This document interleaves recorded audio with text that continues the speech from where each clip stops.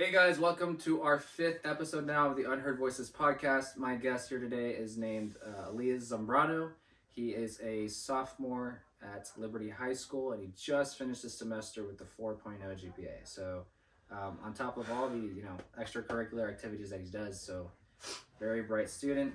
He's got a fantastic future ahead of him. So, he's also a former gymnast of mine. So as you guys know, I am a gymnastics coach, and I had the privilege of coaching him for a couple years before he, decided to move on and kind of focus on school.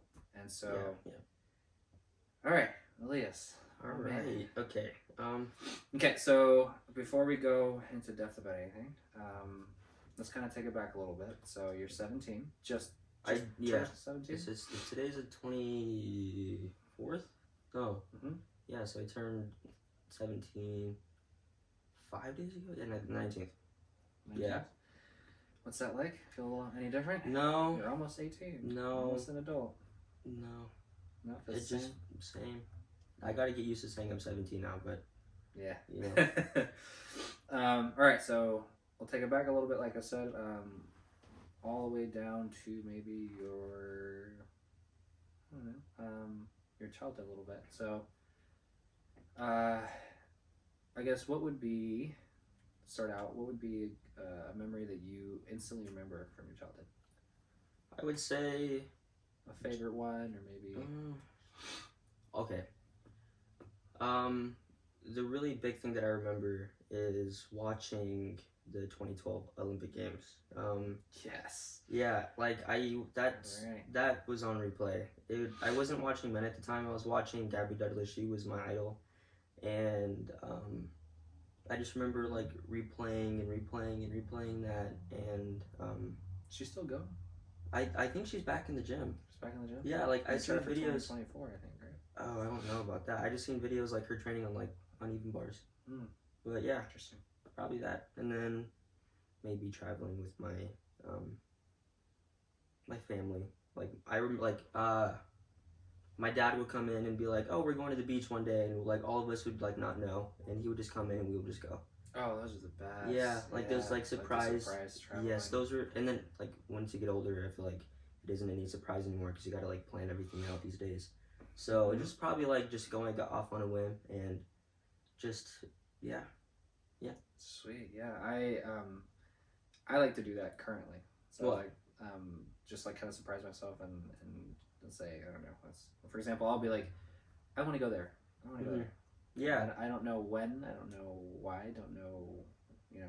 I don't know the details, but I'll just go. Yeah. Honestly, and it's nice. It's nice. It seems really nice because like, yeah, when I get a car and stuff like that, I do want to go anywhere. Mm-hmm. But yeah. Yeah. Do you have your license yet? No, when the summer comes in, get that first. I need it. Yeah, I definitely need to start getting. I didn't even have my permit. Yeah, it's all right. I got my permit. I didn't get my permit. I think I just got straight my license. You can I do got that? mine at 18. You can do that.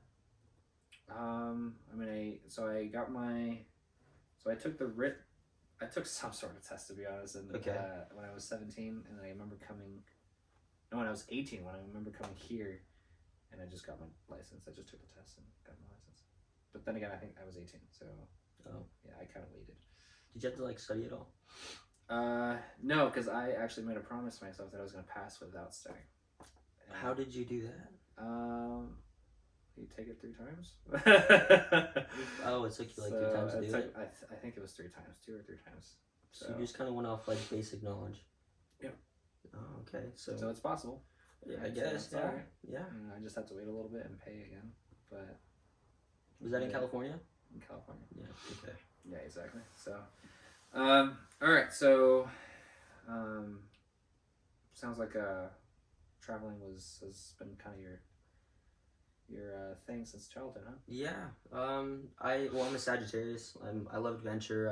I love anything that has to do with experiencing. Like I've never been a gamer. Like I never my whole childhood I never was on a game console or never was on my phone very much or anything. Like I always was like either creating stuff, either at a park doing flips, or like taking adventures and just literally like I'd go on like nature walks by myself, and I would ask my cousin, hey, do you want to go on like these nature walks? Beautiful. Like I want to like grab a little baggie and pick whatever I think is interesting off the ground, and my cousin always be like, and then he just like be playing his video games, and like, yeah, I guess I've always kind of been doing that ever since day one. But like, nice. yeah, like I'm not afraid to do things by myself in a way, and I feel like a lot of people my age are trying to go with the crowd, and I've always been kind of just do myself and secluded. Yeah, you ever notice those people that will not tend to go anywhere unless they have like a friend? Yeah, Like yeah. And like on TikTok, there'd be like, oh, you know, you're powerful whenever you can just like sit at a restaurant by yourself, and I'm like, what? And I'm like, that okay, well, whatever. Yeah. But yeah. Yeah, I for some reason when I see someone just kind of do things on their own, or let's say I'm going to a restaurant, I see a guy just eating by himself. Mm-hmm. I don't usually think, oh, he's probably lonely or something. I don't tend to. Unless it's an old person. I'm sorry. No, when you see old people out like by themselves, like it melts my heart. Like I just want to go up there and talk to them and be like, I want to know the story. Yeah, but like when it's a young person, it's just okay. Well, yeah, if it's a younger person, I'll tend to be like, they seem to got to figure it out. Yeah, like they're figuring it out or something. Right? Yeah, so, I get that. That's sweet of you for the old. No, like I remember being at like a restaurant and like this lady, like, you know when you can tell when something's wrong in their eyes and just like how they're carrying themselves, it just like I still feel so bad. Like I wish I could like.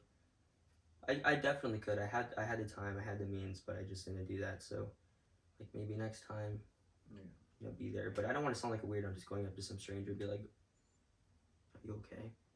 But maybe that's sometimes that's what people need. You know what I mean? Yeah, a little company can go. Yeah, but anyway. Far. But yeah, so pretty far. Yeah. Mm-hmm. Nice. All right. Sorry, I got a little rainy. Now it's going. All right, so we'll move on a little bit. We talked about your childhood. And we'll go into your, history of gymnastics. And, yeah, of course. You've only done gymnastics, or have you done other sports? No, I actually done. What I done? I've done baseball. I've done track. And I think that's pretty much it. That's all I remember. The story. Let's talk about my baseball. A little tangent thing. Yeah. My stepdad put me and my two stepsisters into baseball, and it was fun. Like I was young, like it was like, yeah, like I wanted to be just like my sisters. But later down the road, sadly, my baseball coach had passed away, and like today, like it's crazy because I think honestly, like a couple days before he passed, we all went to dinner with him. Okay. And that's like the last time we saw him, and after that, I just remember, like, my sisters being really sad about it, and I was so young, I had no idea what was going on, so I'm just like, oh, can I go to baseball practice? Like, why can't I go to baseball practice? I had no idea that, like, it was that deep and why I couldn't go, but, yeah, I did baseball, so that was, like, my little baseball tangent, and then I did track and field because my sister, Lauren, she's now in the Air Force, so she's always been active, but when she was younger, she had gone to the Junior Olympics, and kind of the same way with how I was a gymnast, she was a track star, or not a track star, like a athlete. Yeah, so I would train with her at BC, I think. Yeah, I would train with her at BC. I remember doing like a couple competitions, and like always, I was super competitive, and I just wanted to be like the best and learn the most, and yeah, I soaked up that, and then I was just like, I didn't do it, and then once I was in gym, the first day I just instantly fell in love with it. I think I was already in love with it before I even went to gymnastics because, like I said, I was always watching the 2012 Olympic Games and had an obsession almost with like that gymnast type like style, and I just wanted to be that. And going into that gym that first day, I knew that maybe I could do that. And yeah, and you did it a few years before you took a break, right? Yeah, I did it a few years before I took a break. I had gone the first day I was there. I'm pretty sure like they were like, okay, he's too good, let's move him up to team. Like, you know how like those gymnastics coaches are, like once they see potential, they're like, okay, I need to take that in. So that's what happened, and then I think I made it to like level 5 before I took a break. Yeah.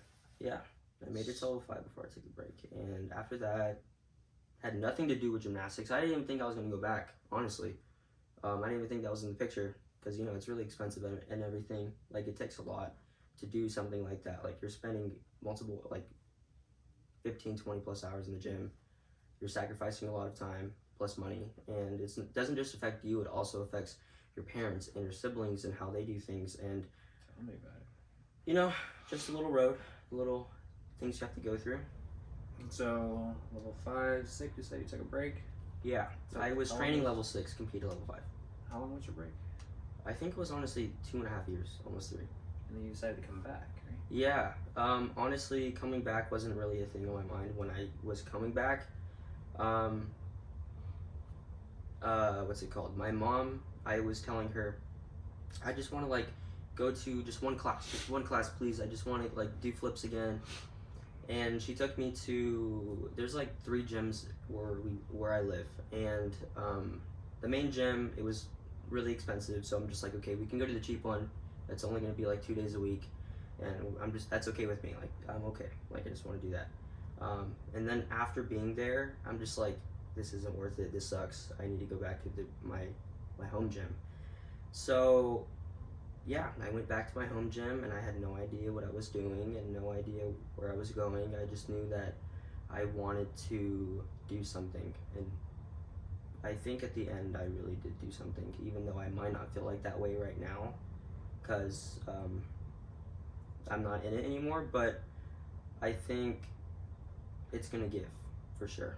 Yeah, you mentioned before that towards the end it started to feel more as if it was a job. Yeah. Forced. Mm-hmm. And you felt like it was the right decision for you to kind of just take a step back and realize that what you got yourself into, right? Yeah, what do you mean what I got myself into? So there are times where I believe we go into we put ourselves in a situation that will feel like okay, yeah.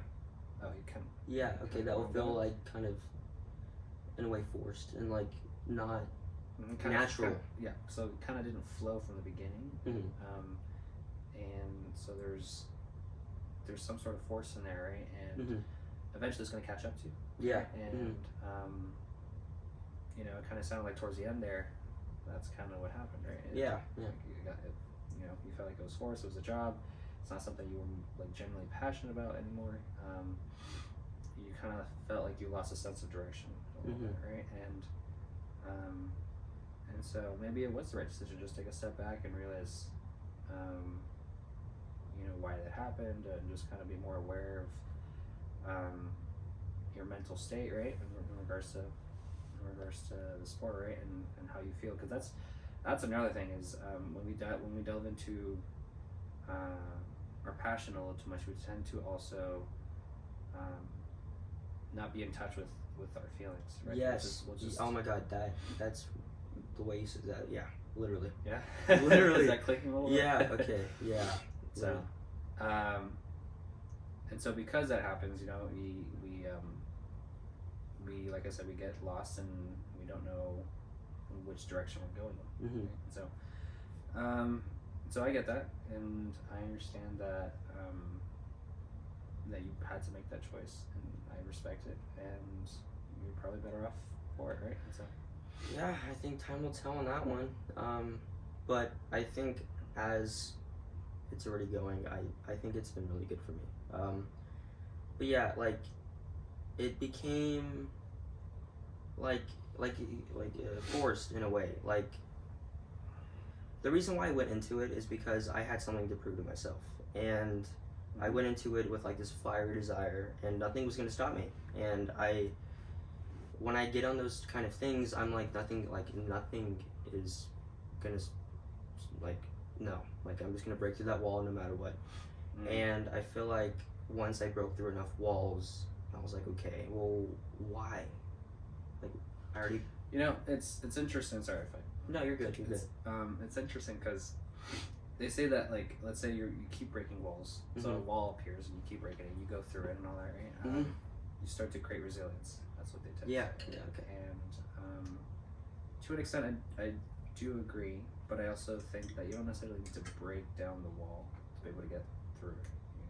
You know what I mean? Yeah, maybe it's that like a make- window. That makes sense. Yeah, okay, yeah.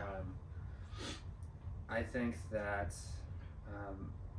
as much as you keep breaking down walls, you know, eventually that also it kind of takes a toll on you, right? So as Oh, yeah, so as much as we think that we're creating resilience and persistence and all that stuff, you know, there needs to be the other side of that as well. And I don't know what it could be. I don't know. yeah.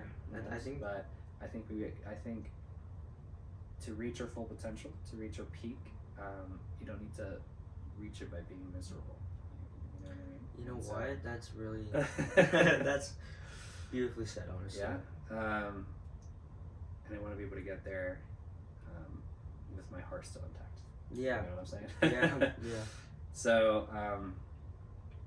yeah. So as far as you kind of breaking down walls in the sport, I felt like it kind of caught up to you a little bit. Yeah. And you didn't know how to handle it, and I get that, right? And so, you know, like I said, it was probably a good step that you took a step back and just kind of realized what was going on, and because you know, who knows what's gonna happen. Yeah. So,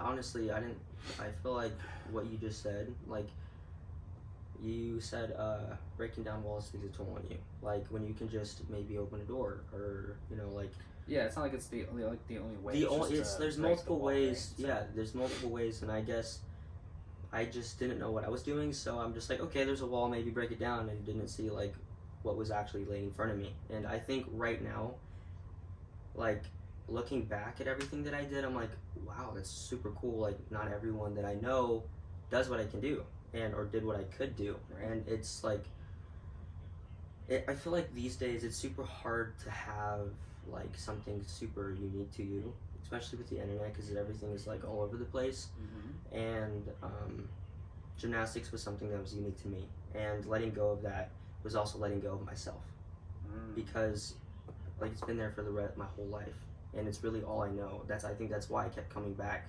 because it's just like I'm nothing without it in a way. And that's Yeah. the problem. And that's the problem. Like, yeah, that's the problem. It's exactly like it was like gymnastics is who I am. It's all I'm going to be, and this is what I'm going to do because this is how it's set. And that is what got to me, because I'm just like, what else? Where else am like who up? Like, you know what I mean? Yeah, and I mean, I think it was kind of bound to happen because you are curious, and Mhm. you know, you eventually were going to find something else, Mhm. and there's more life than just gymnastics, right? Exactly. So, Yeah, it's a short-lived sport. Yeah. So I get that. Yeah, Mhm. I get that.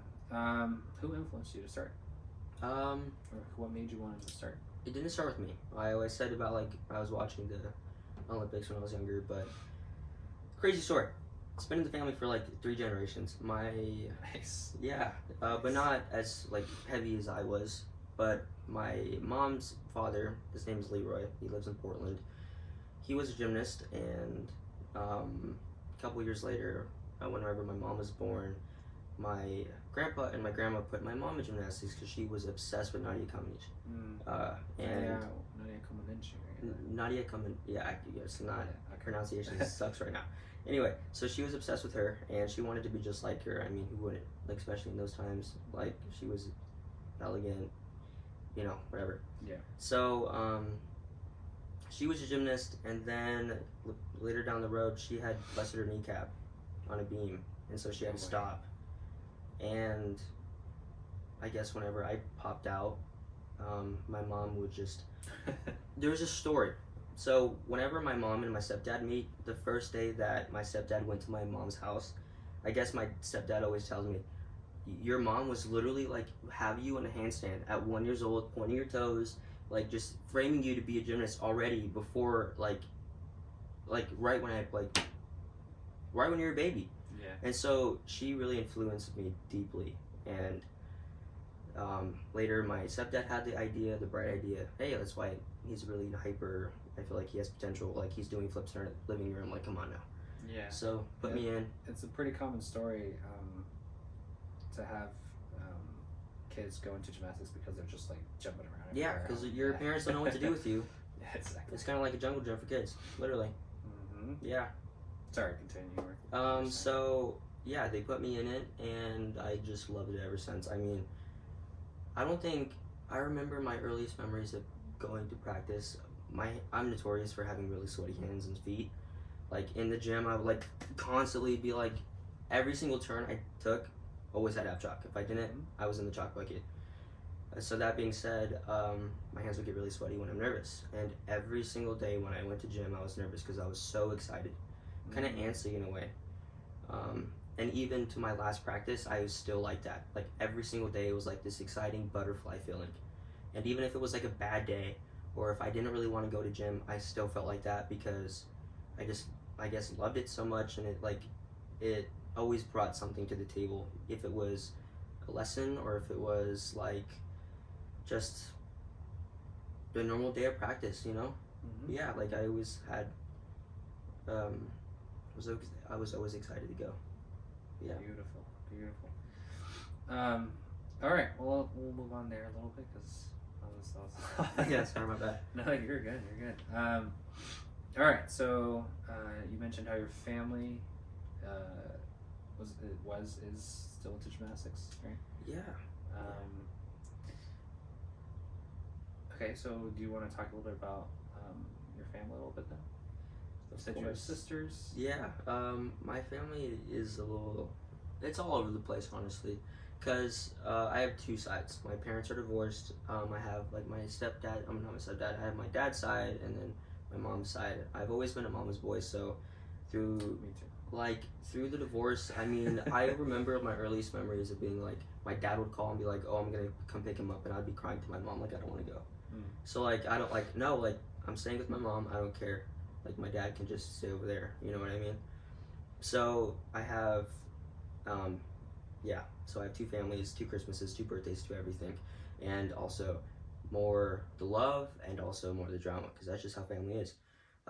So on my dad's side, I have my stepmom, and she has a ton of kids. All of them are my step siblings, and then I have one blood sibling that my dad had with his stepmom. So she's my youngest sibling. Her name's Mariah. And on my mom's side, I have my sister. She's like my second mom. I love her so freaking much. I mean, like there's never a day where she doesn't make me laugh or just make me, like, I get really antsy and I overthink a lot, and she's always there to just pat me on the back and like tell me everything's gonna be okay. Just like second mom things. And then my two sorry, go for it. I was gonna say lots of love to go around then. Yeah, literally.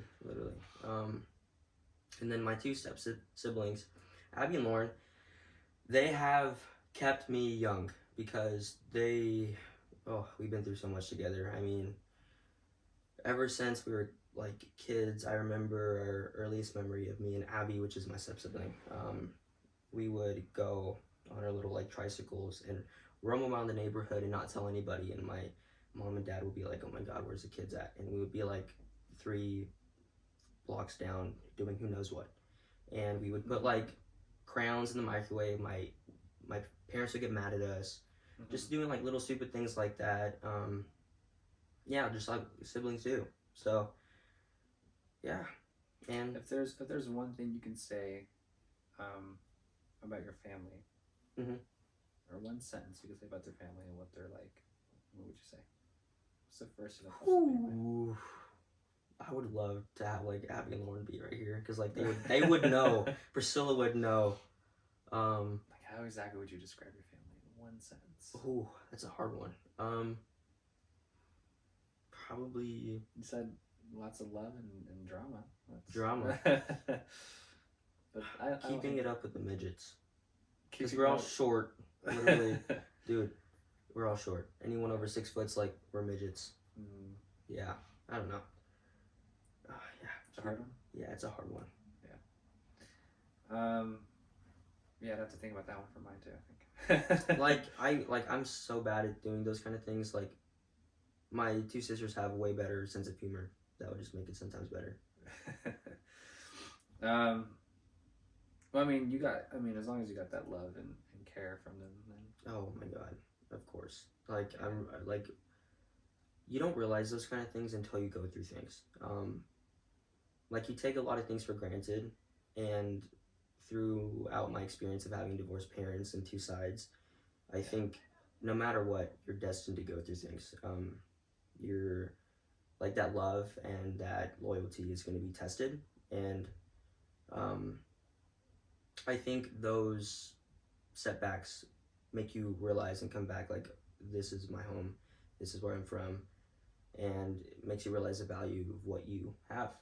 And like not everyone really has those relationships. I mean, some of my closest friends like have passed away fathers, and they come over to my house and they're like just enjoy because they don't have that. And sometimes I take that for granted because it's there for me all the time. And yeah, I just think no matter what, coming back, staying grounded, staying connected with your family is probably like the best thing. You know? Yeah, I fully agree. I mean, I think home is where the heart is. Exactly. Yeah, for sure. That's where my truest self. Like when you're in places, you're putting on a show, and when you're home, you don't have to. And like your family can see right through that, and they're gonna break down those walls every time you try to build them up. And I think that's beautiful because you don't need the walls. You know what I mean? You don't need them with family. Nicely said. Yeah, they'll see you at your worst. They'll see you at your best. Oh, yep. But the thing is that they'll be there. No matter what, they'll be there. So. No matter what we've been through, no matter what I said to you yesterday at 2 p.m., no matter, always there. Yeah, absolutely. Always there. And if there's anything that you can count on, it's family. And if they're not there, just, don't invite them to the parties or anything. Like, just, they're not, they're not family. All right. So as far as, so we'll move on a little bit to the now. So what, I guess, goals do you have in mind? Since you have, gosh, well, that's one thing I really like about you is I don't remember ever, and now included, I don't remember having like so many hobbies. Like I know that like, for example, I like to read, I like to write, I like to do like certain little things here and there as like a hobby, but like you're like you mentioned earlier, you want to broaden your horizons a lot, right? And you are not afraid to just kind of jump into anything. No, I'm not. That's the Sagittarius to me. That's admirable because lots of things that we tend to kind of leave off of or tend to kind of like not do because of fear.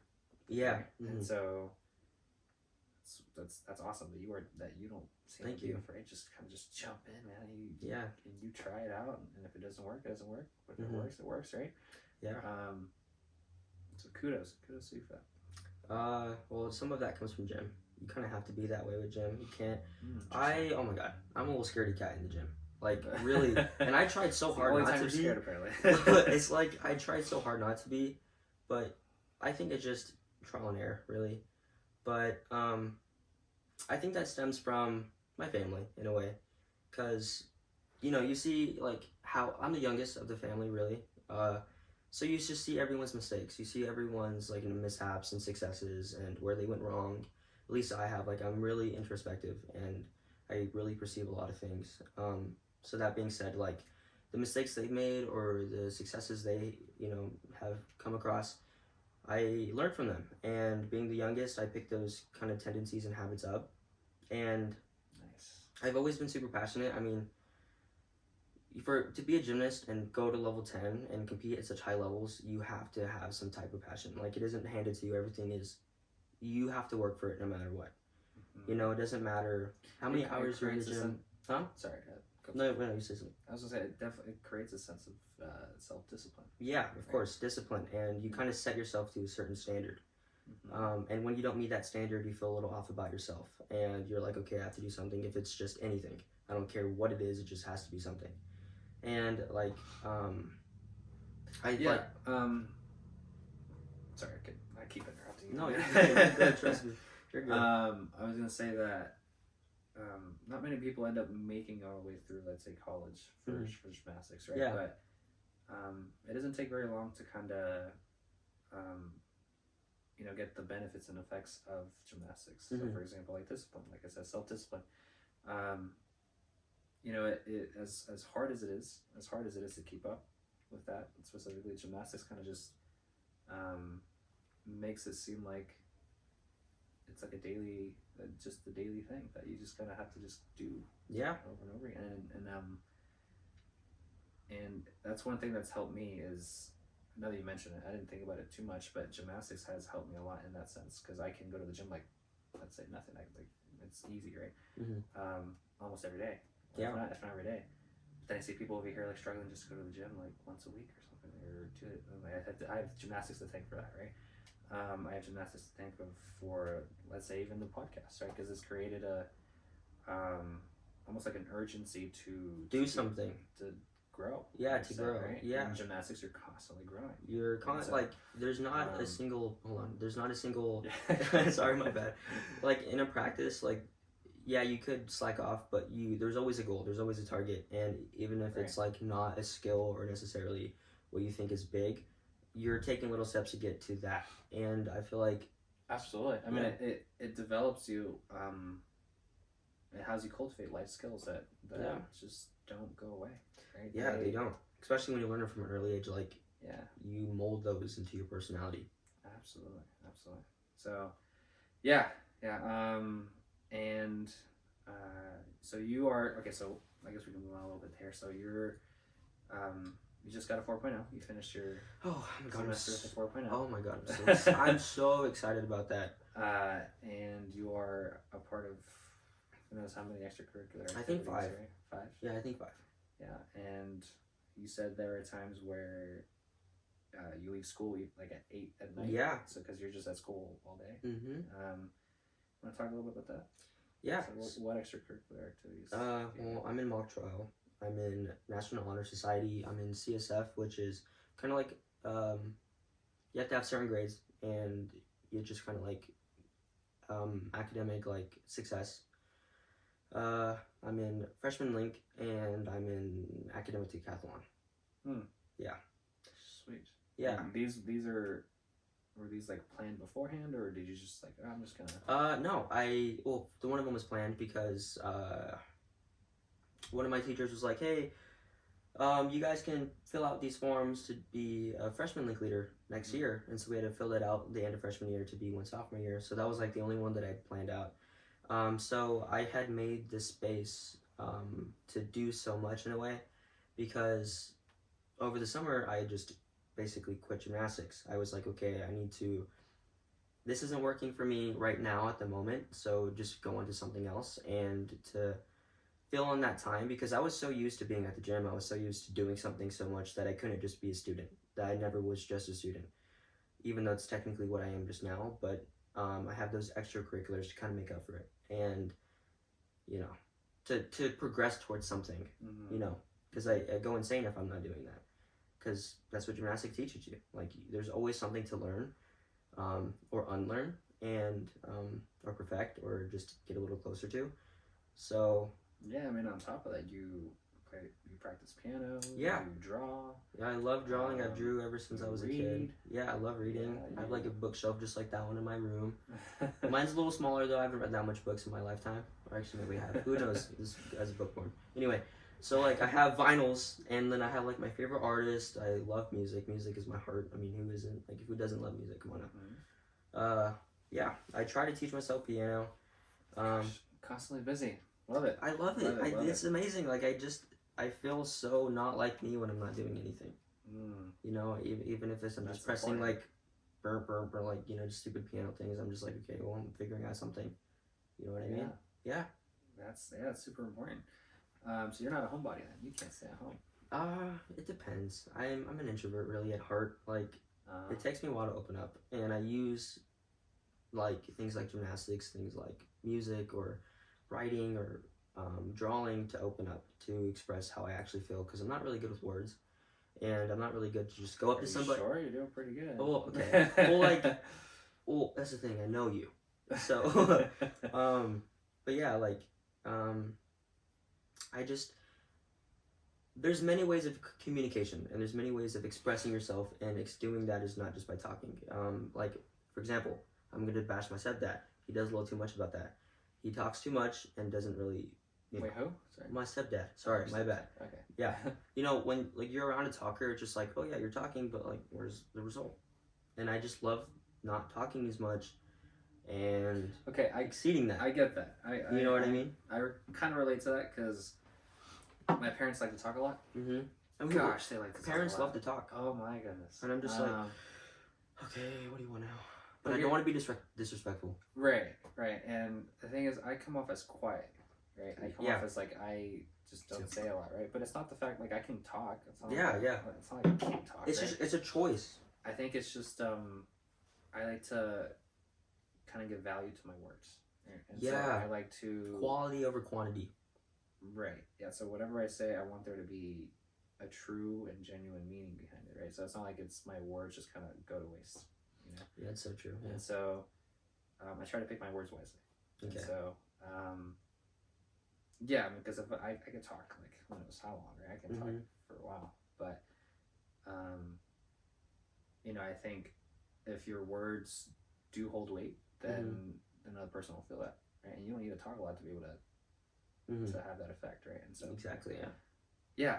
So I get that. I really. And I think that makes it a little bit more powerful because, like, when you point someone out that doesn't talk as much, and they're finally saying something, and it's just like, oh, like that must be really important, or that must be like, you know, right. And you don't even need like to if you even want to get to there, like you don't even need to like talk. Like there are times where you just can stay quietly, and that already says quite a bit. Too, right? Actions speak louder than words. You can say that, yeah. And so yeah, pretty interesting, huh? Yeah, so talking about like voices, your podcast name. Yeah, what about it? So it's called The Unheard Voices, and I just think that's really cool, and I think that's really empowering to the people that don't have platforms or people that don't. Oh, you're the best, man. Thank you. I think that's really cool because like being unheard is probably one of the most frustrating things, and it makes people go insane, and like. Yeah, I mean, we have to be able to express one way or another, right? And some people do that differently, and there's not a wrong way to do that, right? So long as you're not harming anyone, obviously. Yeah. And so lots of people have lots to say, you know, and it's just being able to kind of give a voice to those people, and since everyone's got lots to say, I'll bring everyone on, or as much people as I like giving people their moment, in a way. Yeah. To put it simply. Yeah, giving people their moment, because like, for example, like in the classroom, I'm not talking, and if I'm talking, it's to like my most like friends, like my closest friends. But like the people that always have their moment, like the class clowns or like the popular kids or whatever, they're always talking. They're always saying something, and like for example, this is our moment. Like we don't like in those situations, we're kind of like toned down. We're like saving ourselves in a way, you know, preserving what we have and what we are doing, and not let it be what's it called, like harm from the outside world. Because I like in a way like being quiet is knowing that you have something to give, or like that you're valuable in a way. I like that. You know, because like once you have something of value, you're not gonna flaunt it as much, or you know you're gonna be humble with it, and you're not trying to prove it to people. You're not, because you have no one to prove but yourself, and I think that's like stems from being introverted in a way, or like you know what I mean. But yeah, I think that's really cool. So giving people a space to enable that talk button, I think is really cool. You know? Thank you. Yeah, I think it's really cool. Like it makes sense that you're doing something like this, you know? Thank you. It makes sense. It's been a goal of mine for a while. Well, so see, that's the thing. Some people have goals. They're like for example, my sister would be like, "Oh, I want to do a podcast." That's like a conversation 3 years ago. It never happened. See, for Dimitri, I haven't heard anything about it. It happened. You know what I mean? It just happened. Yeah, You know what I mean? yeah, but I give credit a lot to my brother. Yeah. Okay. And Yeah. the reason why is because my brother is more of the action type. So, for example, I have who knows how many. I have lots of ideas and thoughts that in my head that I want to put into practice, right? But I tend to, if I don't see like the outcome of that idea, or if I don't see like how it could possibly turn out in the end, I'll tend to just kind of give up and not try, right? Not good. I know, because who knows what happens when you just start, right? And so, my brother has been, a big motivator and a big, um, he's been helping me push, I guess, those thoughts and ideas into practice. And so, if it wasn't for him, I don't know if I would be able to like continue this weekly podcast thing. I think it's great. Big credit to him, but he's also teaching me how to be more consistent with that too. So, and so he's kind of, I guess, a little exaggeration, but he's kind of holding my hand for now, and then and he'll let go, and then hopefully I can start doing pretty much everything, and go from there, right? And so, yeah. So thanks to him. So, that makes sense. Yeah. Yeah, and I think, to be honest, like, we're gonna get into that, but I think that any goal that we accomplish isn't usually done alone. Of course. Right? Of course. And I hear people say this, I mentioned this in like a previous episode, but I hear people say that they did everything alone, I did everything alone, and I didn't have any help, or I have no one to thank because I pretty much did everything whenever they like accomplish something big or something, right? I've heard people say that. I still hear people say that.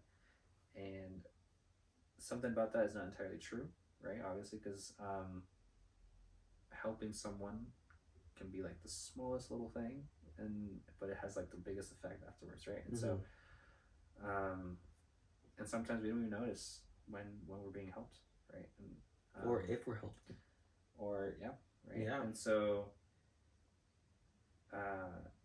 so anything that I usually do, I kind of tend to acknowledge that it wasn't just me, right? And I like to thank the people that are around me. I like to thank the people. I like to be grateful with what I've been able to accomplish because of other people, right? As well. So, kind of going on a little rant there, but no, but that's good. Yeah. So, he is more of the action type, and I'm trying to learn from him in that sense. And so, but it's funny because he's a younger brother too. So, but in many ways, he's, like I said, like he's the older one, and so we look up to each other. Well, I feel like younger kids are more reckless, in a way. Yeah, and it could be a good way. He can be a little reckless. But like when you're older, you know what can happen.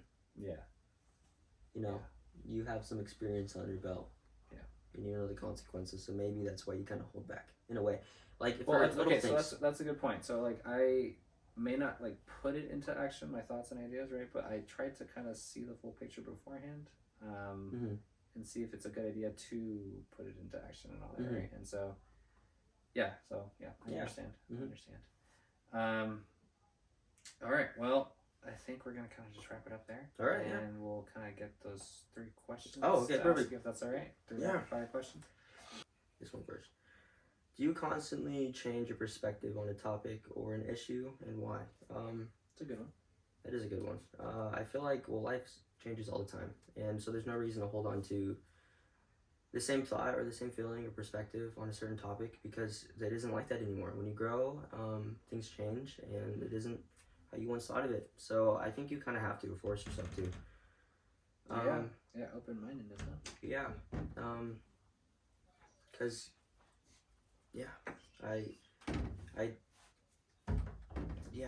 you have to do that. If you don't do that, then I think you're putting yourself in a bad position. Not for yourself, but also for the people around you.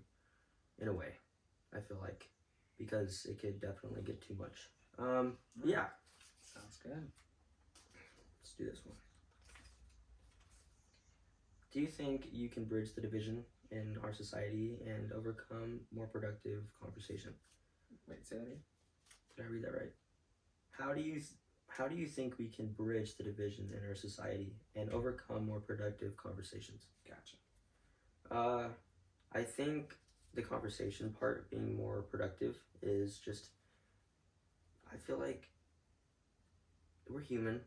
Be empathetic. Just understand where your other person's coming from. That's important. Listen. Trying to put yourself in someone else's shoes. Yes, exactly. Yeah. And I think that alone can take that bridge away. Mm-hmm. You know. Yeah, absolutely. I think trying to converse without judgment. Yo, that's a big one for today's society.